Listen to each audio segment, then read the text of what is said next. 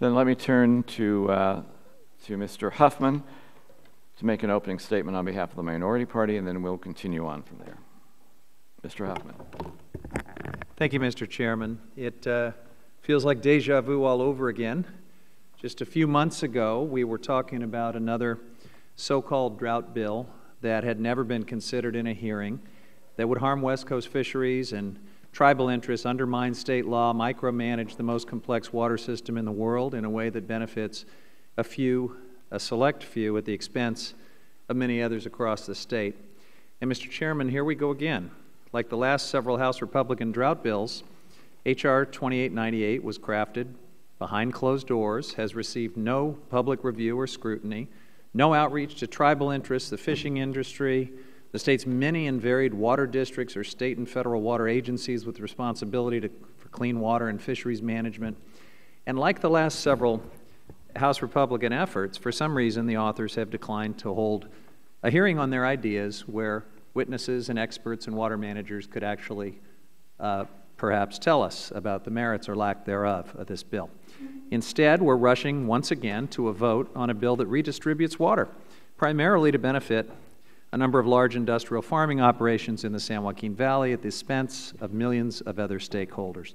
Like its predecessor, this bill cites farm job losses as a reason to undermine state and federal environmental protections, including in this bill's findings section, which cites an outdated, incorrect estimate of farm job losses. Facts are stubborn things. The fact is that farm employment in the Central Valley remains near an all-time high, with far fewer job losses than we suffered in the last severe drought in 2009. It's also a fact that endangered species protections have had minimal impact on water deliveries, let alone on farm jobs. The Fish and Wildlife Service has said that the last time Delta smelt affected water deliveries was February 2013, more than 2 years ago. Yes, a lot of communities throughout the state and in the Central Valley are hurting. But many of these communities have been hurting long before this drought. Many small communities in the San Joaquin Valley experienced double-digit unemployment during the Great Recession and the housing crisis. Was that job loss somehow also the fault of our dwindling wild salmon populations? I think not. My friend and colleague, Mr. Costa, has been working tirelessly to bring resources and attention to the San Joaquin Valley his entire career. But it seems like House Republicans only notice these areas when they decide to hold a rushed markup on a bill that would gut environmental laws, or they need a backdrop for a press release or a press conference on Fox News. With that said, the drought has certainly begun to cause economic hardship in our state, throughout our state. That's why my drought response bill includes significant resources to support farm workers and others who are out of work. H.R. 2898 does nothing on that front. There are other jobs at stake here too. H.R. 2898 guts fishery protections that support thousands of fishing industry jobs in California and Oregon and all the way to Washington State and Alaska. We last suffered a closure of the West Coast salmon fishery in 2008 and 2009.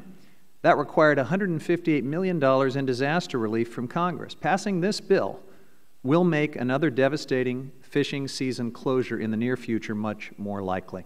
This bill will also repeal the balanced environmental protections under the Central Valley Project Improvement Act. It flies in the face of the co-equal goals of the 2009 State Water Reform Package, and it would repeal the court-ordered and legally binding San Joaquin River Restoration Settlement Agreement that was the result of many years of collaborative work between the state and the federal government, fishing and environmental interests, and the farmers who receive water from the Friant unit of the CVP. This bill is guaranteed to create legal uncertainty for local communities and water managers. It explicitly preempts state water law, and it waives and weakens the application of bedrock federal environmental laws, including the Endangered Species Act and the National Environmental Policy Act. The scope of harmful provisions included in this bill is matched only by the number of necessary provisions left out. If enacted, this bill will do nothing to prevent the hundreds of billions of gallons of water lost each year simply because of aging and inefficient infrastructure. It does nothing to capture the hundreds of thousands of acre-feet of wastewater that could be reused for agriculture, industry, even drinking water. Local water and wastewater agencies are crying out for Congress to do something and help on this front. This bill omits it. This bill would do nothing to solve California's water problems through a thoughtful, science-based, stakeholder-inclusive process. But fortunately, we will be introducing a bill that does all of that and does it the right way. Moreover, the lack of public process with this bill is embarrassing. Our committee should pull it from consideration. And actually, I will yield the balance of my time and pick up my remarks later, Mr. Chairman. Do I take